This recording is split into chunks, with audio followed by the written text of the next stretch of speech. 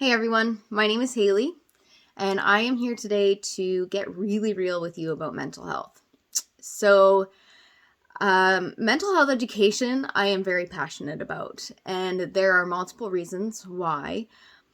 Stigma, reducing stigma being one of the largest reasons. So let me tell you a little bit about me, and it'll help you to understand why this is such an important issue for me and why I'm here today sharing it with you. So in 2013, I graduated from university with a degree in psychology.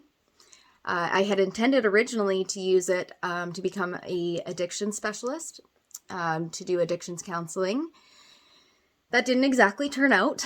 I actually ended up falling into a job where I work now with vulnerable youth in the community, so ages 13 to 18. I work at the youth shelter in town, so I see a whole bunch of youth from in Kamloops and outside of Kamloops coming in through our doors for multiple reasons. I also work one-on-one with a youth that's in care. So needless to say, I do see a lot of mental health disorders or mental health illnesses, as well as personality disorders and all of those things that affect us up here. Little did I realize when I started this job, I also suffer from mental illness. And it took a few different stressors to just kind of push me over that edge. So in 2019, I had some extra stressors from work, and I began experiencing anxiety symptoms. In the past, I have had experienced a few depression symptoms, but I kind of just sloughed it off and got through it on my own. It was kind of the same with those anxiety symptoms, but these anxiety symptoms were different than what I had experienced before. There was a tightness in my chest, and I really started getting nervous feeling before I would go to work every single day, and I really had to take that time to recenter, do a meditation, just try to get back into the proper kind of headspace, or I wouldn't have been able to do my job. I have to be prepared for a flip of a switch and an escalation with a youth. So you really have to be on your game. So that was kind of a rough patch, but I managed to get through it thanks to the tools that I had in my pocket from my job, right? I helped to de-escalate these youth by sharing coping strategies. So I used those for myself, and it worked until about March last year. COVID had just started, and I had a cough, so I went off work because I was not allowed to go to work with a cough. I waited for my testing, and then I have chronic pain in my shoulders. So I was also off work for a while because they were testing me for autoimmune disorders. Autoimmune, of course, with the potential to leave you really vulnerable to illness like COVID.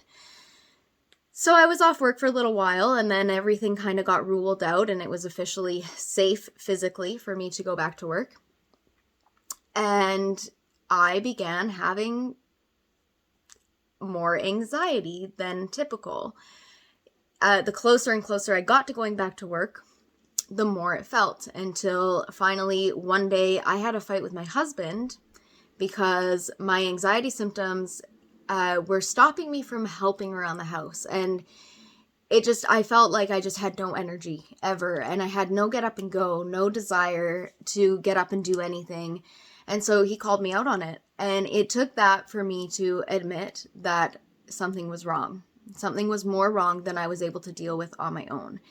The morning after the fight, I had my first ever massive panic attack, anxiety attack, which left me in my bathtub without water, lights off, curtain drawn. I just laid there and cried. Laid there and cried for probably a good hour. I finally was able to get up the kind of energy and recenter myself enough that I was like, okay, let's do some meditations and just really calm our nervous system. The next day after that, I called a counselor. So I have now officially, after a year, been diagnosed. And I was diagnosed with general anxiety, social anxiety, as well as a major depressive disorder. But it took me almost over a year to get that diagnosis. So I have had a lot of experience surrounding mental health. I've been on the side of the system where I work in it and seen how that affects my clients, and then I've been on the inside of it myself. So that's what I'm here to share today, is my experiences dealing with the mental health system, as well as stigma, and how that actually impacts people with mental health illness. So to begin, I want to share a couple of facts with you. So the chances of having a mental illness in Canada is 1 in 5. So if you look around the room right now, every 5th person potentially is going to have a mental illness at some point in their life. Chances of having a mental illness or a substance abuse disorder is 1 in 3. Substance abuse is often concurrent with mental health disorders. It's very rare that you find a substance use disorder without there being a mental illness attached. 1 in 3. The other thing that might shock you is that the group that's most likely to experience mental illness and substance abuse is the age group of 15 to 24. So that's the age group that many of you that I'm talking to right now are in. So it's very likely that there are multiple people in your classroom right now who have mental illness, or that at least are affected by mental illness. They know somebody with mental illness. They're pretty shocking statistics. And I want to talk to you about my experiences with mental illness to kind of give you an idea of why this discussion is so important and why you should get out there and educate others as well. So when I began feeling my symptoms, I reached out through COVID Relief, which was very good on Canada for doing. They made it so that people could access counseling, understanding that COVID-19 could be a trauma. It completely flipped our lives upside down, right? It changed the way we do everything outside of our homes, even inside our homes.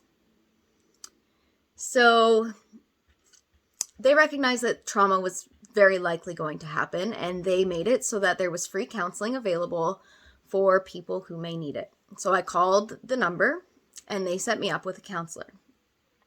Great. So I saw the psychologist and she started talking to me and she's like, I'm sure you have depression.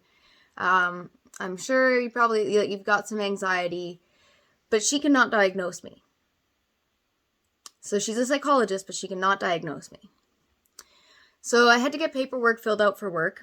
And I found out that because she could not diagnose me, she was not able to fill out the paperwork to excuse me from working. As I mentioned earlier, in my job particularly, I have to be on the top of my game, or I could literally put myself and the youth at physical risk. I have at work been threatened with scissors. I have had rocks thrown at me. I have seen other things be threatened to other of my coworkers. It's not a safe job when you are on the top of your game. So imagine being where we're starting to have full-blown anxiety attacks and you can't go back to work because it's literally not safe. So it was a struggle to get that done. It was a struggle to get the paperwork filled out. It finally took working with my human resource manager, where she was like, this is crazy. Like, just tell your doctor she can fill out the paperwork. So anyways, I called my doctor upon recommendation from my HR and my psychologist, and I told her I have a problem. And I told her that I felt that I needed to take medication because I just wasn't able to cope anymore on my own. My coping strategies were just not enough anymore to get me out of that panic, to get me out of, back into my window of tolerance. So she finally filled out the paperwork. All was good. I continued seeing a counselor. It got to the point where the free counseling actually stopped. Then it began that they were going to start charging me. And I was recommended to see the psychologist twice a week, every week, at $225 a session. And keep in mind, I'm not working. I couldn't afford it. I no longer could afford to get the help that I needed. Fortunately for me, my work offers what they call an employee assistance program. And through that employee assistance program, which a lot of workplaces now do have, which yay, like good job Canada, because that is a step in the right direction for mental health. I could access free counseling through them. Basically, my work would pay for the counseling. So I reached out, I got a new counselor, and my work approved. I believe it was 6 sessions to begin with. After my 6th session, we had to request 3 more because I was not ready. I was not in a place to finish my counseling. So they did 3 more. And then I had to request 3 more. And then I had to request 3 more. And it wasn't continued care. And there was a total possibility that they would tell me, no, we can't offer this anymore. And that I would have to start paying again for my counseling. Again, keep in mind I'm not working and I have no income. So that was really stressful. Every time I had to request new sessions, there was fear that I would not get them. There was fear that I would not get the help I needed. So it was recommended to me to go through Kamloops Mental Health. They have an intake program. You call them and you do this interview questions and they kind of gauge where your mental health is. And the whole goal was for me to get into a psychiatrist because me staying off work was dependent on me getting a proper diagnosis. The only way to do that is through a psychiatrist. So I did the intake, and on the intake, they ask you questions like, do you feel like you're a threat to yourself? Do you have suicidal ideations? Do you have plans to commit suicide don't want to say commit suicide. Do you have plans to kill yourself, basically? I said, no, I don't. I often feel hopeless. And this, that, and the other thing, explained all my feelings that I had. But because I said no, I do not intend on killing myself, and I do not intend on hurting somebody else. I was told straight up in that moment, well, you're not going to get into a psychiatrist. If you do, we could put in a recommendation, but it may be years before you get into one, if you get into one at all. There's a lack of resources. Okay, so now I am not sick enough to get the help that I need. I'm not working, I have no income, and I am not sick enough to get the help that I need to help me get back to work. So it's this awful system that you just get stuck in. And how am I supposed to get better when I'm fighting for myself? Everything I was doing was a fight. I couldn't get paperwork filled out. I couldn't get the help that I needed. But I continued advocating because I knew I had to. Because if I didn't continue advocating, I very likely would have gotten to that point of having suicidal ideations. And I didn't want to get there. I've seen it. My mom went through major depression when I was young, and she had suicidal ideation. And mental illness is genetic. So it's not partially genetic. So it's not impossible that I would have got there. So I kept advocating. So my doctor continued to fill out the papers, even though the insurance or the company that my work was dealing with kept insisting I get a psychiatrist. So fine and dandy until eventually I had to switch from this short-term disability to long-term disability. So I tried to get the long-term disability paperwork filled out. And again, my physician, she says, I am not comfortable filling out this paperwork, because she was concerned that because I didn't have a diagnosis, because she was not allowed to diagnose me as my practitioner, who can diagnose physical disorders, but not mental illness. She was like, I don't know that I can write on this paperwork enough to make sure that you get the coverage that you're looking for. Because she was uneducated on mental health to the extent where she felt that she could actually advocate for me on paper. This is your physician. You know, like they don't have the proper training in mental illness. It's something that I really learned through this process. So she kept putting off the process, and she didn't fill out the paperwork. And this was in September that I was trying to get it done. I kept sending emails to the clinic saying, like, this really needs to be done. The insurance company's got a deadline on this. Wasn't getting done. Every time I would follow up, I'm just going to look into this. Like, she really did want to do what was right for me, but she didn't know how to do it. And she was trying to figure out how to get me into a psychiatrist. And even she was having difficulties getting me there.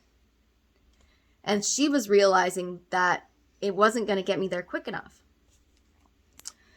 So 2 months later, still no paperwork. And then I call the clinic to make an appointment, and I find out that my practitioner is on a leave of absence. There's another doctor who's taken over her cases. Okay, well, get me an appointment with that doctor. So I get an appointment with that doctor, and I go through what's going on, and I say, like, I need this paperwork filled out. It is not safe for me to do my job. It is not good for myself, and it is not good for the youth. So she's like, oh, well, I can understand, like, how, your job would make that really difficult, but you're too young. I don't fill out long-term disability paperwork for somebody of your age. I'm 30 years old, and I'm being told I'm too young, essentially, to have a mental illness serious enough that I shouldn't be off work. So now not only have I been told by mental health or healthcare professionals that I was not sick enough, I'm now being told I am not old enough. And I'm thinking, I told you the statistic already. The people who are most likely to experience mental health and substance abuse, that age group is 15 to 24. So if I'm 30 and I'm being told that no, you're not old enough for me to fill out long-term disability paperwork, what does that have anything to do with whether I am actually mentally capable of my job? It makes no sense. So that, put me back into that cycle of where I was before, where I was just stuck. It's like, okay, well, I'm not sick enough because I'm not suicidal now. I'm not old enough. I can't make myself older. So what do? Do I check myself into the hospital and pretend that I'm suicidal just so I can get the help that I need? But that didn't work. I wasn't going to do that because I'm not going to go and lie. I shouldn't have to lie about how I'm feeling when I actually really am in a bad state and unable to do my job. I was unable to shower. I was unable to clean my house. I was barely able to get out of bed. I would get out of bed in the morning to feed my animals, and I would get out of bed during the day to let my dogs outside, and maybe if I remembered, I would eat. So that sucked.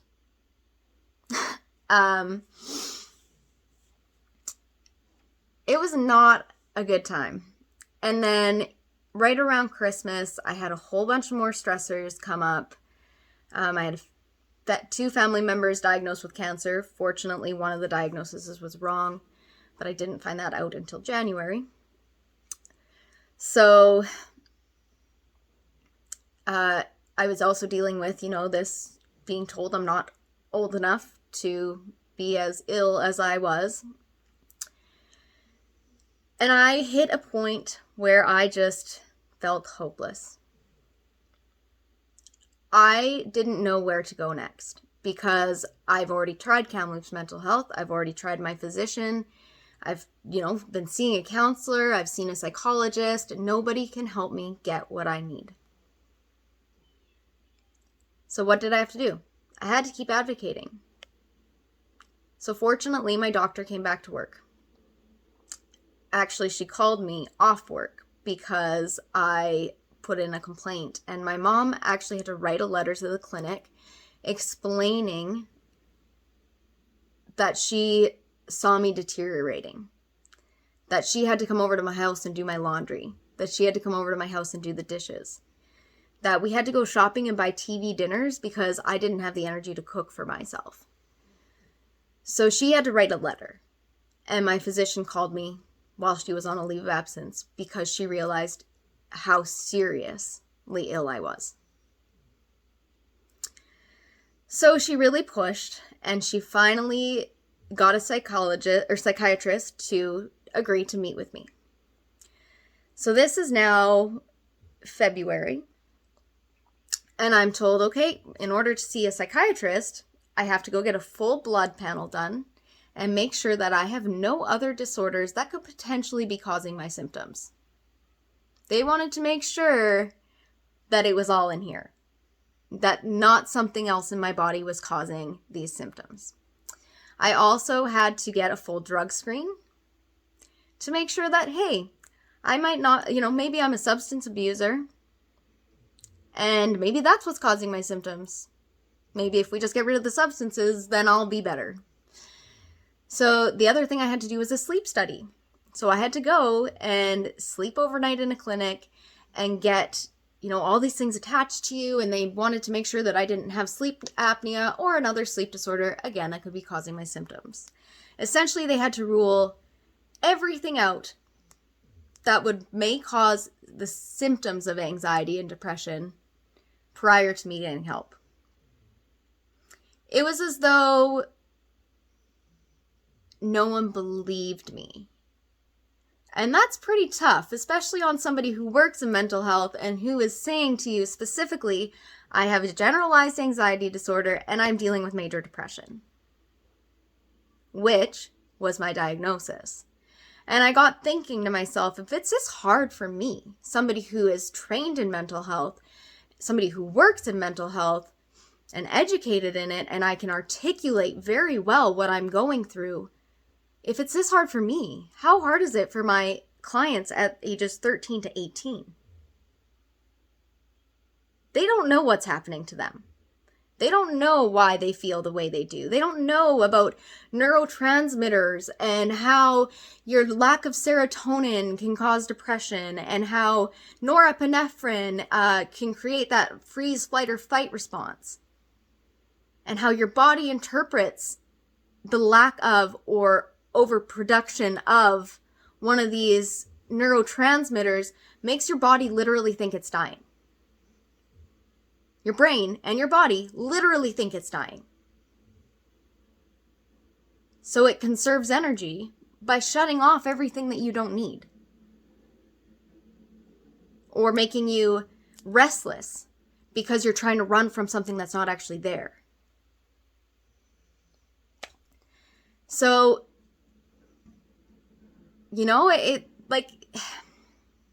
it broke my heart, not just for me, but it broke my heart for other people. And this is why education is so important. Because not everybody is going to be able to advocate for themselves the way I was able to advocate for me. Imagine if I had been suicidal. Would I have had the energy to fight for myself? No. And I probably would have been long gone. So dealing with the system is awful. And stigma is part of the reason, if not a majority of the reason, why people cannot get help. So I want to talk more about that. Talk more about stigma and why that's such an issue when it comes to mental health.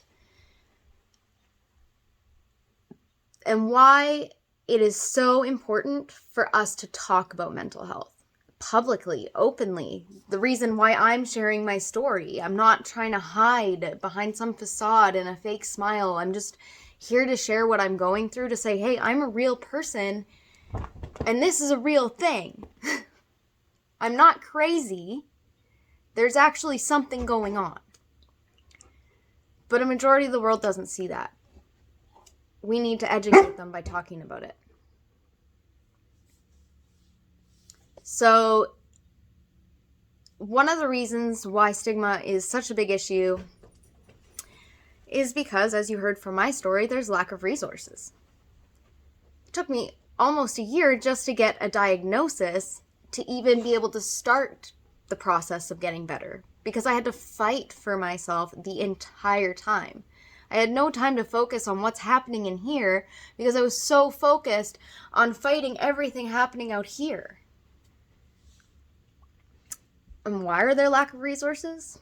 Lack of awareness, for one, but also lack of funding. So worldwide, we are spending less than $2 per person on mental health. Less than $2 on something that in Canada alone affects 1 in 5 people.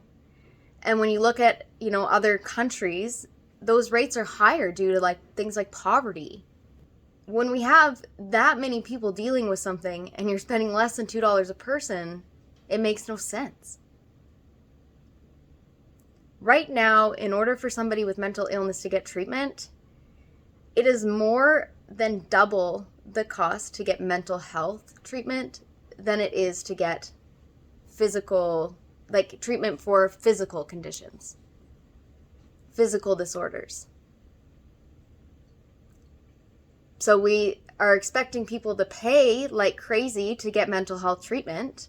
Like I said, $225 for an appointment with a psychologist who can't even diagnose me, who really didn't do much else for me than my counselor did. And even then, my counselor is $120 something an hour, $160 something an hour if I wasn't getting it through my employee assistance program. And then there's unemployment. People are afraid to look for jobs when they're dealing with mental illness. They have a hard time holding down jobs sometimes, right? But then if they aren't working and they're having mental illness, they're afraid to look for jobs because they think that they're going to get turned down. When people do look for jobs that have mental illness, they don't tell the employer. So they may not know about things like the employee service program that most employers have. They may not get those resources through their work. They may not get, certain exceptions that they may need, like schedule changes or whatever. Between 70 and 90% of people with mental illness are unemployed. So you add financial stress to the top of everything else. That's not going to help people get better. Gender stereotyping is another stigma that is very deadly, to be honest. Men are less likely to seek mental health help than women because of gender stereotypes. From an early age, boys are taught don't cry. They're called crybabies if they do. They're told that asking for help essentially means weakness. So why would they ask for help now if that's what they've been taught their whole lives? If they think that it's going to look weak, because men are supposed to be macho, men are supposed to be strong, mentally and physically. It is really sad that they will not seek help because they think that seeking help is weakness. For somebody with mental illness, it takes a lot to seek help. It takes a lot to recognize what's going on inside of you. It's strong to seek help. I have a few facts that I want to share with you. They're quite shocking. So, the percentage of people who die by suicide that have had a diagnosable disease or illness is 90%. 90% of people who commit suicide could have been treated if they could get a diagnosis. That's insane. And then you look at myself, who I just said was told I can't get a psychiatrist because I'm not suicidal. This 90% of people were suicidal, and they still couldn't get the help they need. Whether it meant they were too afraid to seek it, or that the resources weren't available. 50% of people who have a major depressive disorder do not get adequate treatment. 1.6 million people in Canada reported unmet mental health needs. 1.6 million people. These are the people who are talking out.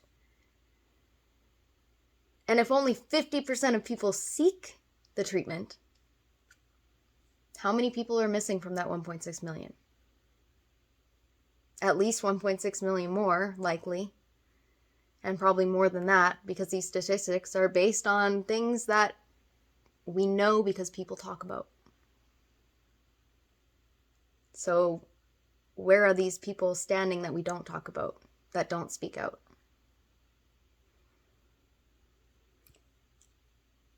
In Canada, only 20% of people who are diagnosed with depression and anxiety actually receive psychological counseling. 70% of those receive medications. And medications are great.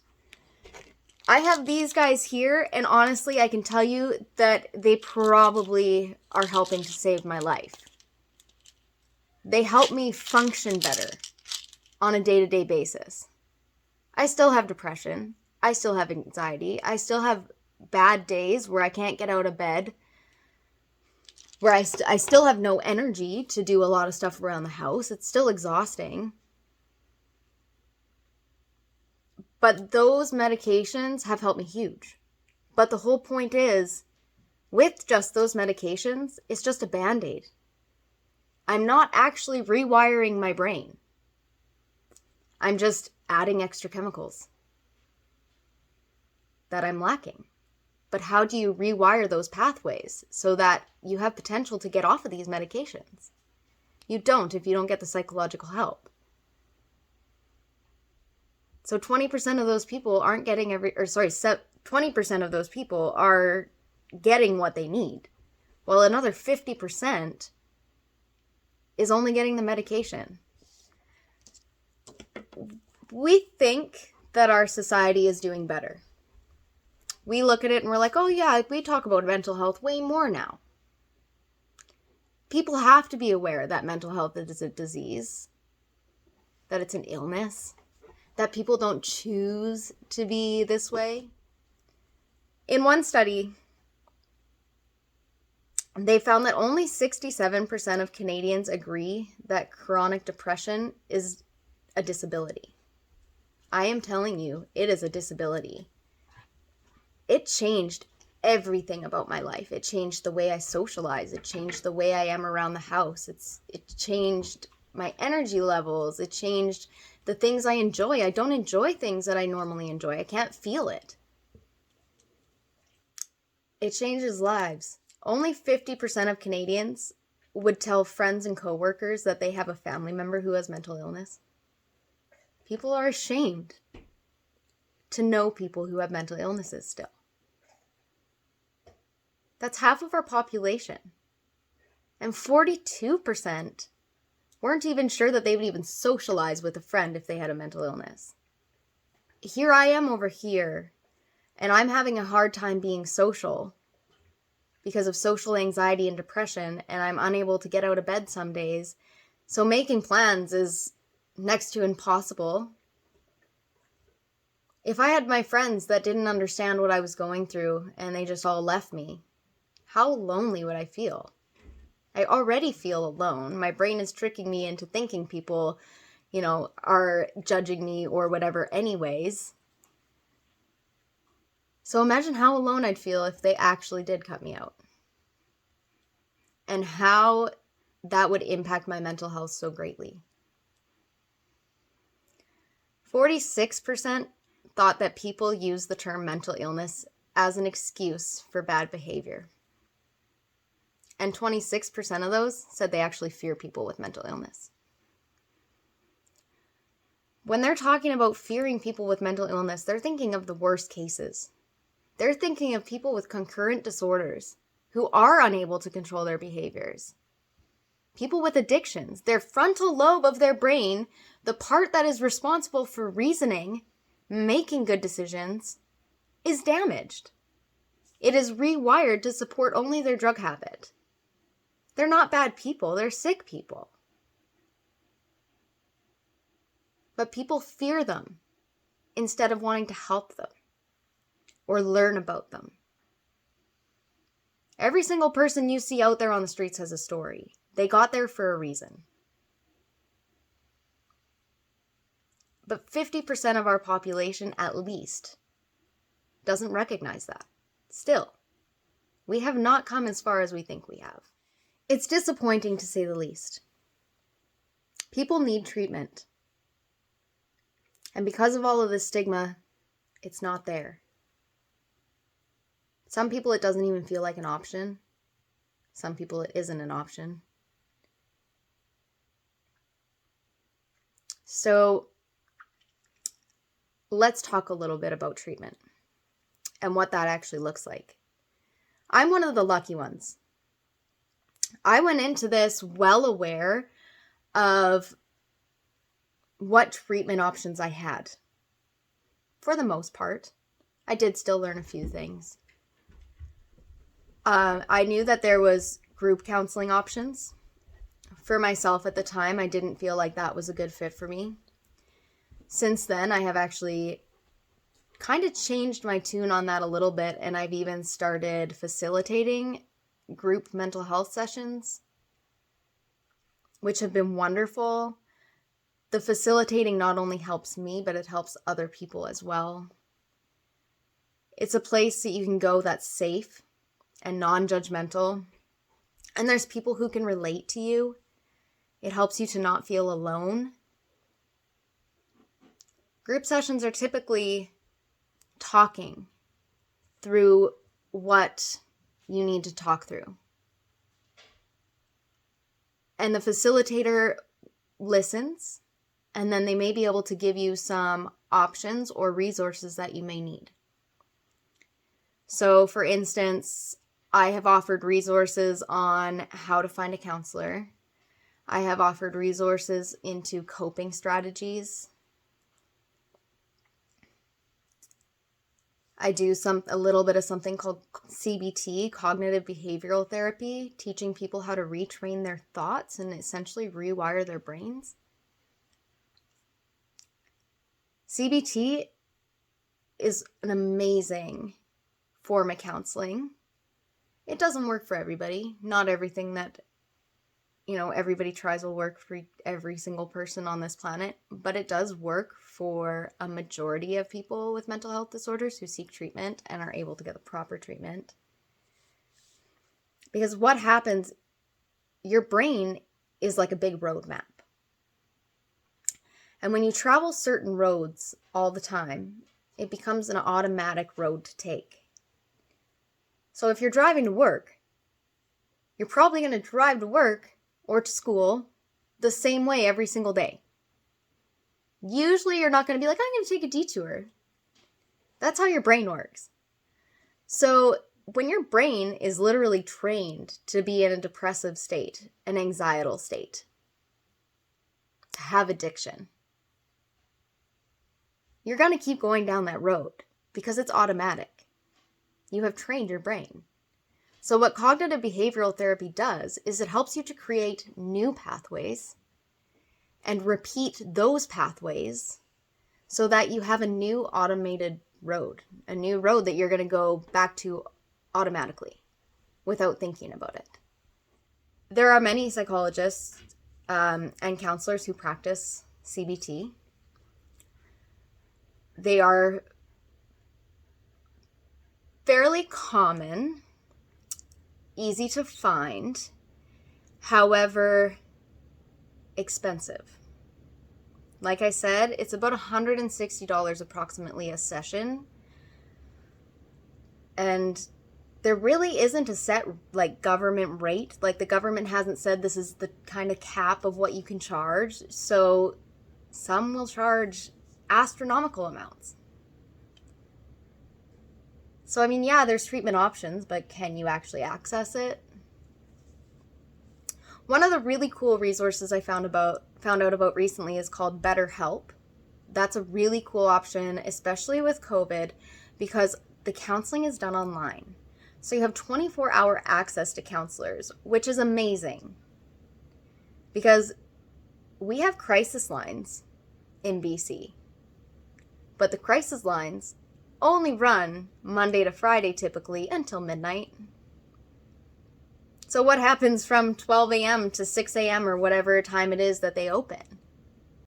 Is your anxiety or depression or other mental health or personality disorders going to just stop in those time frames? No. So we need treatment options that are 24 hours. So this BetterHelp is a really great option for that. The other thing that is a really cool option here in BC is offered through the Canadian Mental Health Association. It is a program called Bounce Back, and it is meant for people who are recovering from mental illness or trying to recover from mental illness, and it's based loosely on cognitive behavioral therapy. However, instead of having a counselor, you are able to kind of guide yourself through it. So you're assigned a case manager, and you get these books, and they help you to break down what's going on with you. There's a whole bunch of different topics about like how you recognize depression, about how you can like work to deal with depression, how you can help starting to integrate things back into your life. Like for me, maybe like cleaning. How do I start cleaning my house again? Or how do I start cooking again? And it teaches you how to make that plan and how to execute it. And then what happens after about every 3 weeks? So you have 3 weeks to do these books. They send it to you in the mail. And then after about 3 weeks, you have an appointment with your caseworker. And you just kind of briefly go over it. Did you have any questions? What are you feeling? And at the beginning of every session, they actually ask you on a scale of 1 to 10, how have you been feeling the last 2 weeks? And they will monitor that over the whole time that you're working with them, so that they can kind of gauge if there's improvement or not. So you're kind of doing the counseling yourself, but you do have somebody to help guide you through it, and somebody to kind of debrief off of at the end of it. So that's a cool option. It's completely free, so affordability. So you have your counselors who they help you to kind of determine what your feelings are. They help you pull out those feelings and recognize it. And then they can give you coping strategies and stuff like that. You have your psychologists. They're typically a little more educated. They typically have multiple focus styles of counseling. Maybe they do, I can't think of anything off the top of my head, but they may have other training that your counselor doesn't have, more developed training. So they may be able to dive a little bit deeper into kind of what is going on. But again, they still can't diagnose you with anything. So when I was seeing the psychologist and the counselor, I really didn't find a difference. But with that being said, even though the treatment style was the same, the counselor and the psychologist were different people. And the way that they did the treatment was different. The psychologist I saw the first time, I felt like she didn't listen to everything I had to say. I felt like when I talked to her, she would kind of get stuck on a point. And I was like I would try to tell her like something a little more developed, like a more developed thought. And it was just like she didn't hear me. Like I was like, she was misunderstanding me. And she was basing her treatment plan for me on a misunderstanding. Sometimes counselors are not a fit. That's something huge to keep in mind when you're talking to somebody who is dealing with the mental health system, or if you yourself are dealing with the mental health system. Some people go into it and they don't recognize that, and they think counseling just doesn't work. But the problem might not be that counseling doesn't work. It may be that that counselor or psychologist or even psychiatrist isn't a match for you. Just like in school, everybody learns differently. You've had teachers who you learn better from than others, I'm sure. It's the same with a counselor and a psychologist. It depends on what you need and what that specific person tends to focus on. So when I found this counselor, she really listened to exactly what I had to say. Not only that, she treated me as a professional, which was a big thing for me, because it wasn't just saying, oh yeah, your nervous system is in shock, or your nervous system is kind of shut down, or this is what happens, right? Like, without really giving me detail. She would give me the detail that I need, because for me, I am all about how everything works, not just what's happening. I want to know how it's happening. And she offered that to me, whereas the other one didn't. She just said, oh yeah, like, I think you're depressed. Probably has to do with your childhood. You're probably just burnt out because of your job and you're helping people all the time and don't focus on you. And yeah, while those things are true, why is that happening to me? So I found that counselor that explained that. So it depends on what you need. And sometimes you will have to experiment. Just like these things here, not every drug is going to work for every person. For myself, I am now starting my third medication. The first one, it helped. It made it so that I I wasn't feeling like crying every day. But it didn't give me energy. It didn't give me desire. It didn't help me enjoy the things that I enjoyed. Didn't make me motivated to do that. So then I added a second one because I really went into a deep depression. And so I was on 2 at the same time. And I didn't notice a difference. I feel like it honestly didn't touch me. So I got into the psychiatrist. And now she has started me on this new one, which is the SNRI. She's wondering if maybe the SSRIs don't respond to me particularly. And that's why I'm really not getting better. Not as far as I should be with just medication. So we're trying a new one. But it takes 3 to 4 weeks. So while I was transitioning off of my other medication, I stayed on one of them so that I wasn't completely off. But there's still 3 weeks where I now have less antidepressant in my system. And that 3 weeks, I've been more emotional. I've been more tired. It's an adjustment. So medication, just like counseling, is trial and error. You have to find the right one for you. The other thing that my psychologist is offering, or suggesting, I should say, my psychiatrist, is she's recommending medical marijuana. She has me set up with a professional. He is a specialist in treating anxiety and depression and pain disorders. As I mentioned, I've got chronic pain in my shoulders with CBD and THC. So she's got me hooked up with him, and we have been discussing what kind of symptoms I have, and he is going to make a plan of what strains may work to help me with certain things. So he's like, let's do predominantly CBD. Something that is going to give you energy, not make you stoned, not make you burn out, not make you tired, not make you overly hungry unless that's something I need.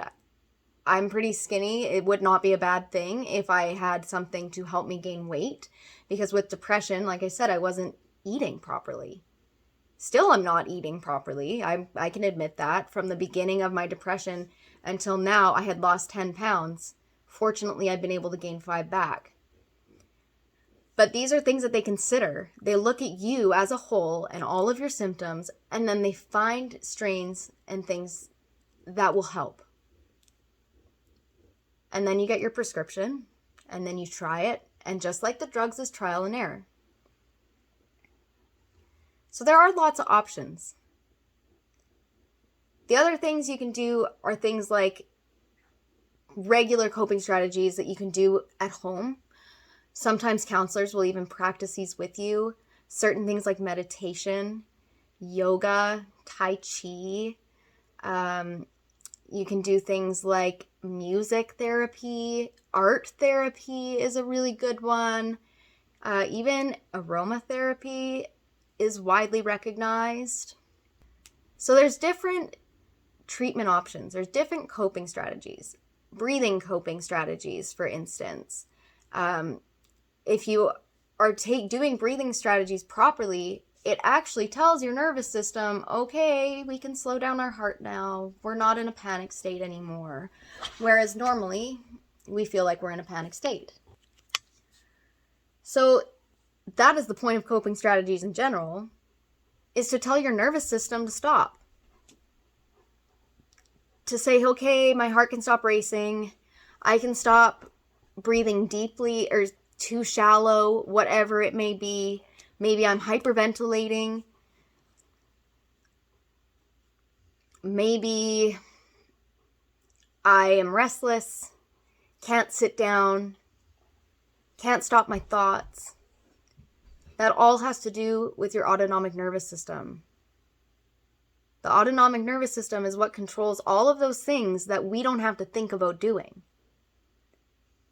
All of those things, like holding our bladders, like I said, your heart beating, like us breathing, all of those things are done without us thinking about it. But with anxiety and depression, that's the part of your that's the nervous system that's affected. So yeah, your body does think it's dying. And that's what these coping strategies do, is tell your body, no, you're not dying. It's okay. So treatment is incredibly important because they don't really help to the extent that they need to. Like I said, they're just a Band-Aid. They're just there to help me get the chemicals in balance so that I have the energy and the want and desire and ability to repave those roads. Some people will be on these medications for the rest of their life. Some people might be able to get off of them with proper treatment. It all depends. And it depends on how soon, too, you deal with it. And it should be done sooner than later. Because these type of mental health issues, they negatively impact your physical health, too. They can cause pain disorders. What's going on my shoulders is called a central pain disorder. It's caused by the structures in my brain changing due to anxiety and depression. It is a real physical pain, but it's caused because of the changes in my brain. So there's a lot of reasons why treatment is so important and why we have to end stigma. Because even if I don't die of depression, if I didn't treat myself, I'm 4 times more likely than somebody without a mental illness to have a heart attack at some point in my life. 4 times more likely. People need to be able to seek help. We need more treatment options. We need more direction. More people like me who are willing to share their story and say, this is what worked for me and this is what didn't and this is how I got there. And this is the road I'm still taking. Because we need to know what to do in a crisis. And mental health is a crisis. I think that's all I have. I just want to say thank you for taking the time to listen.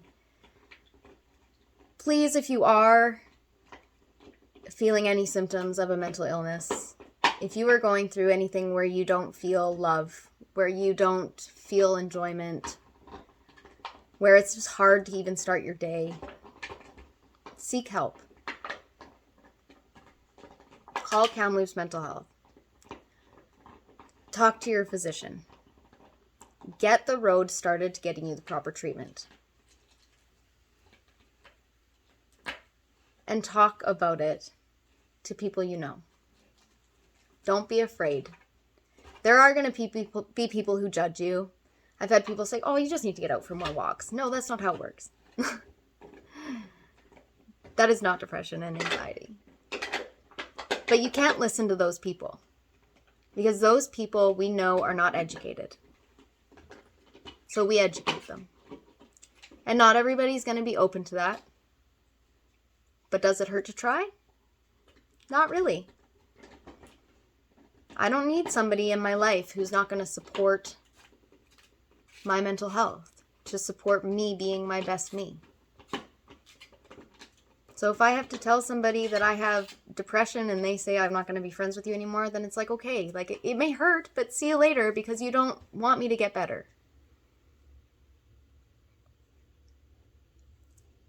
So continue to talk. Continue to share your knowledge. Continue to explore treatment options. Don't be afraid of medication or whatever works for you.